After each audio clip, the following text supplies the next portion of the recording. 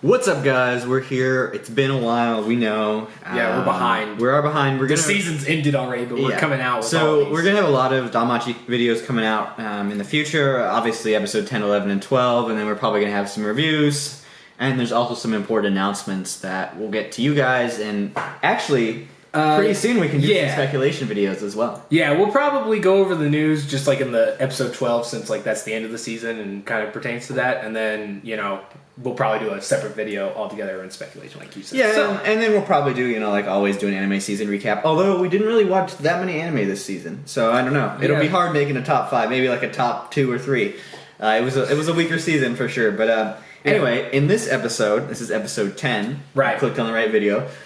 This is the end of the arc in book 7. So you have a fight between Aisha and Belle. You have a fight between Frog Lady and Belle. And you have Freya prominently in this episode as well. Yeah. So there's some things to talk about. Definitely some different elements. What was your favorite part from this? That we got adapted. I would say it's probably seeing Otter with Prin, because like that is like one of the scenes I think they did really well. There's like a lot of like sort of slightly remixing, it's kind of different. It's not as much as like some of the episodes we'll talk about in the future, but it is a little bit different. But that's one scene in particular I think is pretty like well adapted, or at least from the source material. So that's one I was really glad to see, because it's just such great. That's still probably like my favorite moment of Otter, because I love Otter. Even though we don't see him hardly at all, he's like one of my favorite characters we don't see. He probably got the most voice line in this one, because I think he talked like 2 or 3 or 4 times. This is like the time where they give all the voice actors that don't typically have lines, give them some money. So like Freya's talking, a little bit, which that's really done too. Did you like how they did that? Yeah, so there's probably 3 elements that I liked on par with the book or more than the book. I liked Otter's interactions, or basically anytime he's on screen. I liked Freya and the conversation that they had. I think that was done fairly well. Mm-hmm. And then I liked Belle's fight with Aisha. I think it's a little bit different than the book, but I did like how that was presented. And then obviously the ending is when Belle and Freya, like, he sees her. That was pretty great as well. Just whispers the famous line. The famous line. Yeah. I would say that the only like gripe I really have is that they focus more on Belle versus Vryn for the first part of the episode, and that leaves the fight with him and Aisha like a little less centered stage, or at least feeling like that, which I think is kind of sad, because I feel like his fight with Aisha is like the standout of like that underdog feel that Belle is known for and the series is known for. So I was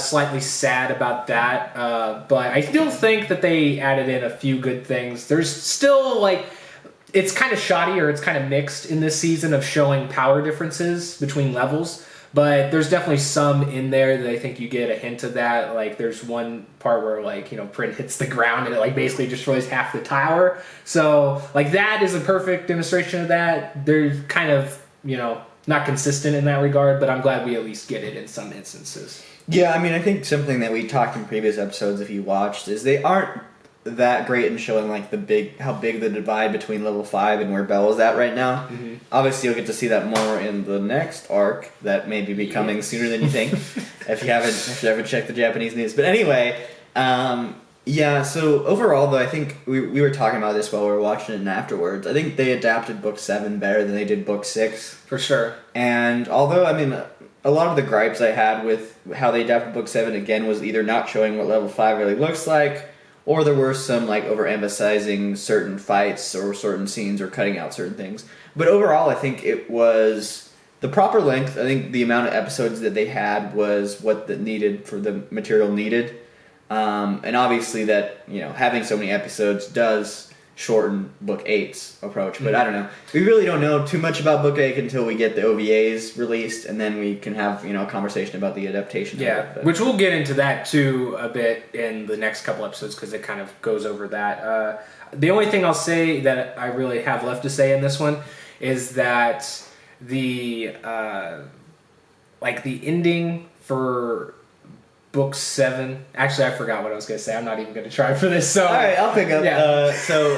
Another really good thing is in this episode and the ones that following, there's some really good emotional moments. And Hiraheim, I'm still going to say her name wrong because it sounds more comfortable to me. Her interaction with Belle are pretty great, and I think they insert her into the Familia in a way that's believable. And I think watching episode 11 and 12, and then obviously with the books reading onward, you can feel that she's really a part of the Familia, and I don't know, it was great. And the only other thing, I don't know if it's in this episode or the other one, but they do have some some Hermes lore dumps that weren't necessarily pleasant in the book. It's only because we know what's to come, but yeah, those are I guess it's kind of like a staple. At least for the show, because he's done that before. Yeah, they did it in season 1, and they kind of try to drop it a little bit in season 2 too. But yeah, so it's there. It is kind of, it's nice, but it's also a little weird because of the pacing. I feel like that's more so in the next couple episodes, but we'll say that for then. The only thing else that I remember now, what I was gonna say, is that I do like that they still add, even though some things they choose to adapt and not adapt is kind of strange to me. I do like how they do add some stuff, for instance, otter healing, Mikado.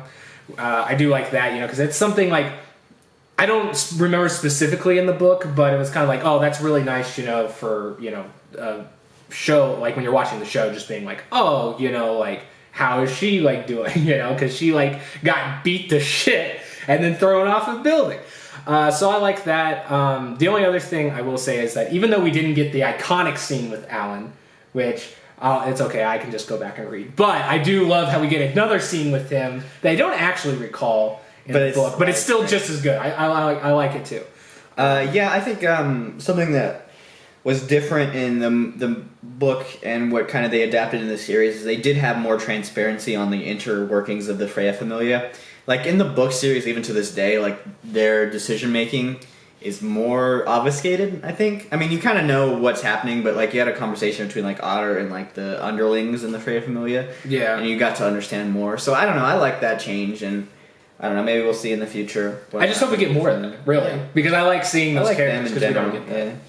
Yeah, show more of them instead of Loki Familia going forward, please. Yeah. I don't know, because we've already gotten enough of them. They get a side story. Come on, let's see more. We need a Freya Familia side story. I would totally buy all that.